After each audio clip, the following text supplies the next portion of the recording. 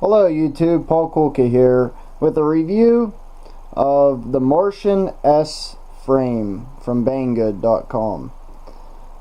First off, I want to say thank you for everyone that liked my last video. I hope to have a lot more coming, and I want to start doing some reviews here on some of the things that I found are working and not working. But back to this frame. I bought this frame as a budget build. Just mainly I was calling it the cement build. So I bought it and I flew about 3 packs, and the next morning I woke up and I strapped the battery to it, and I found that the top plate snapped right in half. The battery was real loose. I kept looking at it and finally realized that it was snapped. And I have well, this GoPro mount on here, so it's kind of hard to see that, you know, where it snapped.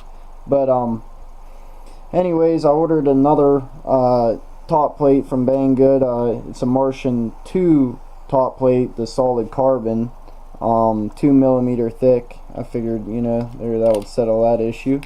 So I popped my first pack in it and took it out, and I was right there at the end of my pack, and you know, that's when you always try your most dangerous stuff at that point. Well, I wasn't really giving it much because I wanted to see, you know, feel this frame a little bit since I didn't get to fly it that much. And I caught some leaves, and when I caught the leaves, it threw me to the ground. Not super hard, just like a normal, you know, hit, but it landed upright. I tried to take off, and when I came up I found that the arm completely snapped off. So this foam that's inside here that everyone, well, a lot of people I guess I've seen online were saying that this was going to be incorporated on all the frames that come, that makes your quad a lot lighter and blah blah blah. And it does make it lighter. I mean, I think this thing was like 30 or 40 grams heavier than, you know, my X210, but I mean, this X210 isn't, it's like right over 300, like maybe like 310, 320, somewhere in there. So this was probably like 360 all built with no battery, which isn't horrible.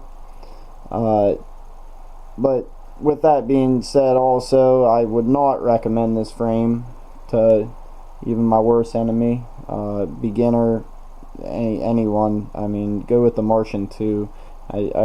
I'm believing from this top plate, and it seems very stiff and solid, that, you know, it probably holds up, and it's been around a lot longer than this. This will probably fade out.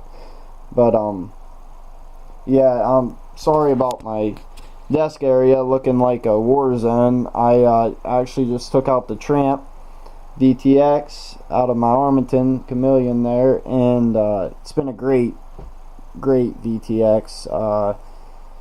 Just from antennas breaking and, you know, the wear and tear on it for about 3 months. I do a lot of flying, and it's just getting pretty weak. So I bought one of these EWRF VTXs from Banggood. I think they're like $16. They have smart audio, which uses the TBS link through Betaflight. This one I had hooked up a couple days ago. I actually ordered 2 of these like a day apart, and I had some bad luck, I guess. It was more user error. I didn't have my antenna on the whole way, wrecked, and it broke off or fell off, and by the time I got up to the VTX, it was burned up. So we just put another one on, and we'll compare it to the Tramp, which is a top of the line VTX. I'm hoping it does well, but also with this X210 sitting here, I just thought about these motors I just put on here.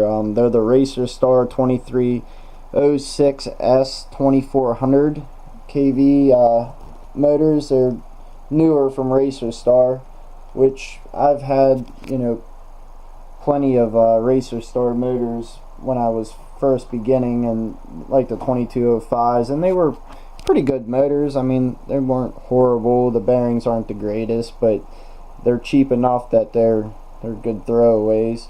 So I can compare them to, you know, the 2205 Racerstar 2300s and the 2205 2600 Racerstars, and then I got Emax 2205 2300s here, and then I have the Emax 2306 the 2400, so the same exact specs as these motors. And I'll give you a little hint.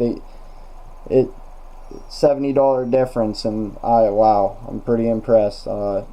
Can't wait to do the review on these. I want to fly a few more packs through them and just make sure that they hold up, you know, maybe a few more crashes, and get one out. And real excited to get one out about this VTX too, because if that saves me $50 compared to $16 for a VTX, they'll be in all my future quads and the quads I have now. But alright, yeah, that's about it about this quad. Don't buy it.